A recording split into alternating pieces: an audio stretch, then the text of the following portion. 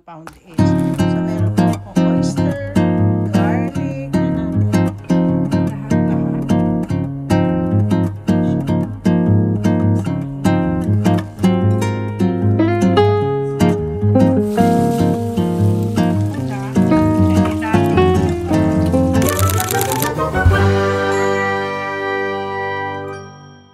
Good morning! It's Monday and I feel like I wanna eat longganisa. Tapos, I have no longganisa pero meron akong ground pork. Tama-tama yung ground pork ako. So, sabi ko, gawin ko kayo longganisa. So, ngayon, i-food vlog ko tong longganisa. Lahat ng ingredients and whatever base is, napanood ko kasi si Chef RV. So, ito yung kanyang ginawa. So, hopefully, magawa ko din. Ko, 2 pounds, 1 kilo daw na, 1 kilo daw na pork. And since pounds po kami, ito 1 pound each. So, 1 pound each. So, meron po akong oyster, garlic, talaga naka-measure, brown sugar, okay. 2 tablespoon lang to, half cup na brown sugar, 2 tablespoon na flour, dapat half cup na garlic, pero gusto ko na maraming garlic, mga teaspoon lang na pepper, salt, lagyan natin atsuete, tsaka garlic ketchup. So, ayan, tingnan natin. So, ano natin itong, actually 2 pounds na lang to, no? Diba, hindi siya kilo-kilo, pero okay lang. Sabi nga niya, masarap daw yung ground meat na merong, hindi wag daw puro karne kasi dry na dry. So, dapat po merong konting taba-taba. So, ito po ang pinili ko to kahapon sa pangalan to. Lagay muna natin dyan. Gusto ko kasi kinamay-kamay, no? Teka, meron ako isang dito. Ito natin. Sana. So, ngayon, pagsama-samahin na natin ang lahat-lahat, no? Lalagyan natin ng ano ba sinabi dito? Una. Yung una, meron akong dark brown sugar. Brown sugar po, itong lighten na to. Pwede daw yung muscovado. Nakalimutan bumili kahapon. Pero itong brown sugar namin, light siya. Okay. Tapos, half cup daw na garlic. Ito, lagyan natin napadami kasi ang gawa ko. Kaya, ano natin. Gusto ko maraming garlic. Alam nyo, Ilocana kasi ako eh. Okay. Siguro half cup na siguro.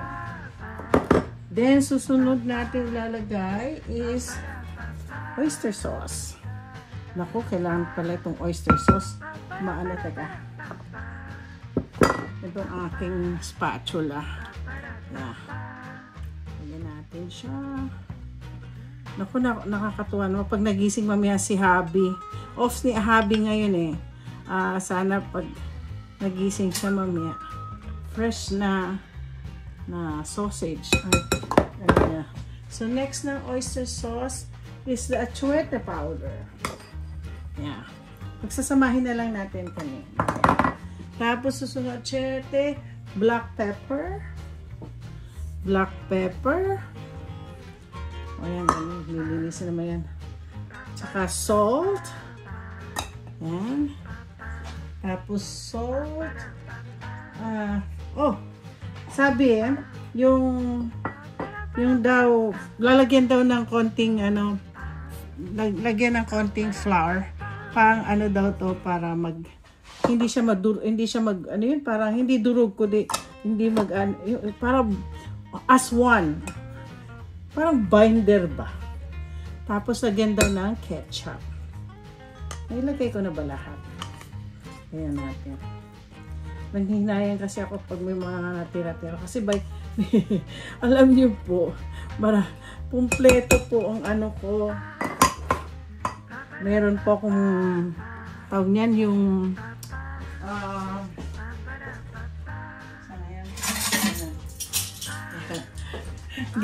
tingnan mo yung ko, talagang naka siya. Anyways. Ngayon, Hugasan ko po ang kamay ko at ito po ay mamasa-masahin ko. Masamasahin daw pagkasakasama. Tignan natin. Ayan. Tignan natin kung masamasahin. Ayan.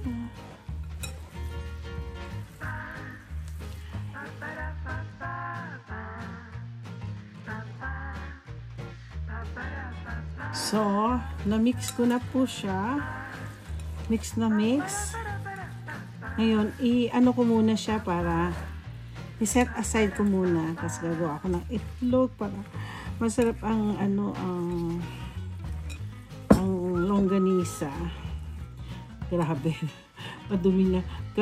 Sabi nga ni Chef Arvie, hindi daw siya dapat maghugas ng kamay kasi nga kailangan pa daw niya maghulmahan. Pero sa akin, gagawin ko, I'll set aside muna para yung flavor. Baka. So, isasara ko muna siya. Set aside. Parang po. So, mga 30 minutes. Hindi magka... Ano ba yan? Konti na yung aking Ayan. Hinaya muna natin siya. Okay. 30 minutes. Magpipray ako. At saka at the same time, nagluto po ako ng kanin. Pero isasangag ko po siya. Ito po. Ito na sa aking banga. So now, I'm making eggs. Fried eggs.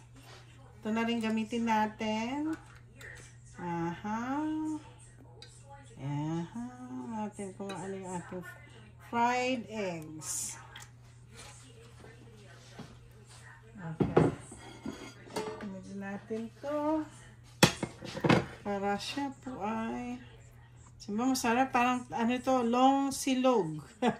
Pero syempre, hubby will not eat the fried rice. I don't know if he's gonna eat the fried rice, pero we'll see. Hindi pa siya mainit. Medyo mainit na ng konti. Natin siya. Sana po maganda ang pagka-ano ko ng itlog. Minsan hindi pa pala mainit. Pero iinit din yan. Huwag lang sana no? Ay! Tatlo lang. Ay! Nabiyak yun. Sabi ko na nga ba, meron ako talagang hindi di bale. Hindi na. Tanggalin natin yung yung mga ayan. Naku, hindi po siya nabasag. Paaga ko ang ang pagkalagay ko ng pero meron po ako isa dito na nabasag. Okay lang, masarap na rin yan. Diba? Yan. Natin. Si hubby, gusto niya sa itlog niya matigas. So, hopefully, tumigas siya. Pag pinip ko siyang ganyan. Ay, ano ba yan? Na-flip na. Ito for sure, hindi na magano to kasi basag na to eh. So, ako hindi. Gusto ko ng may sabaw-sabaw yung itlog. Gagawin na natin yung longganisa. Wala po ako. Ito lang measuring ko. So, tignan natin. Pero ni-slow fire ko na itong longganisa na to kasi natin siya. Ay, laki. Napakalaking longganisa nito. Ang bango. Kasi alam mo, bango nito yung mahaba. Pinahaba ko talaga. So,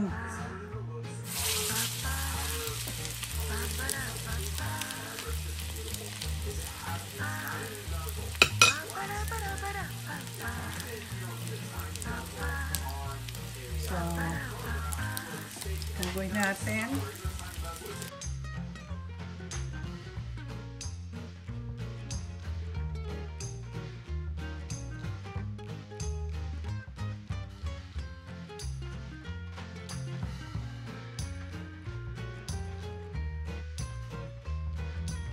Chinek ko kung ito ay luto na. Hinati ko yung ano. Halos magluluto na. Inuna ko munang slow para sigurado kasi ang lalaki ng aking ang laki. Hanggang sa ilalagay ko na po dun sa high ano. Slow cooking lang niyo po siya. Patapos po nitong magluto ako, dito ko ilalagay yung fried rice ko. Kasi tingnan niyo ano na siya kulay. Naalala niyo naglagay po ako ng naglagay na po ako ng atsuete. Tingnan niyo nagkulay yellow na po yung atsuete na nilagay ko dito. Guys, nakikita niyo po ito. Ito yung natitira sa mantika. So dito ko na iluluto ang aking sinangag.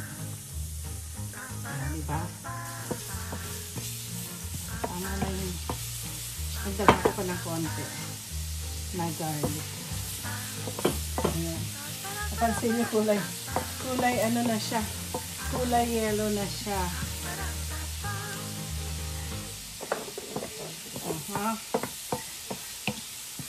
Dalikin natin ng husto at makagawa ako ng fried rice. So, brownie natin. Bango na ng mabango na siya. Lalagyan na natin yan. Ang aking kanin. Ay! Yan. Nako.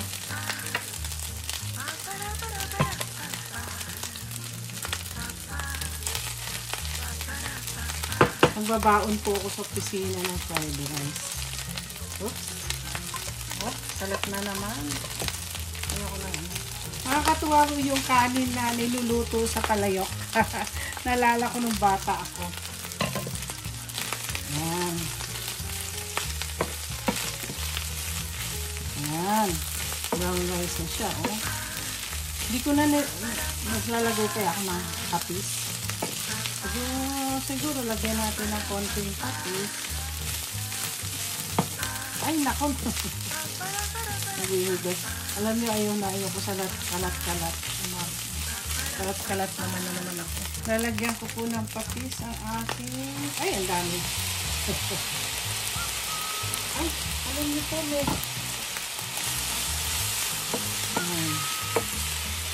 ayoko pa. Gano'n natin.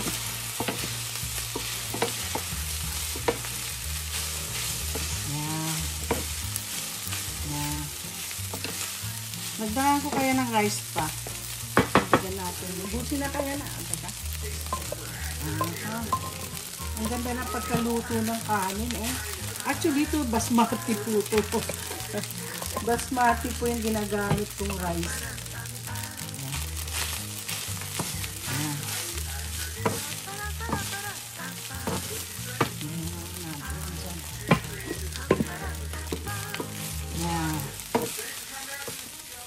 Prepare ko ng breakfast ko.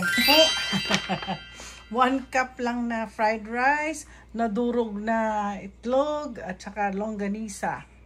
Yung mga leftover, gagawin ko mamaya. Pagkatapos ko kumain, nagugutom na po ako. Kain na tayo. Dami kong kakainin. Kanina pinatikman ko na si Habi. Sabi niya masarap daw. Kaya lang, masyado daw sweet.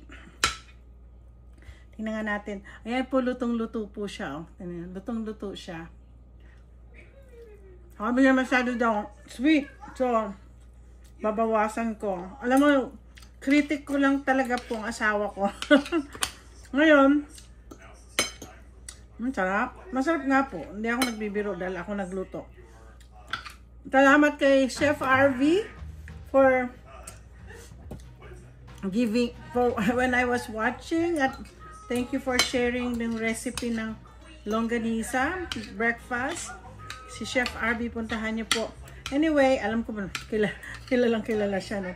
So anyway, at least dito sa Amerika, marunong na rin po kami gumawa ng longganisa. So, don't forget to like and subscribe.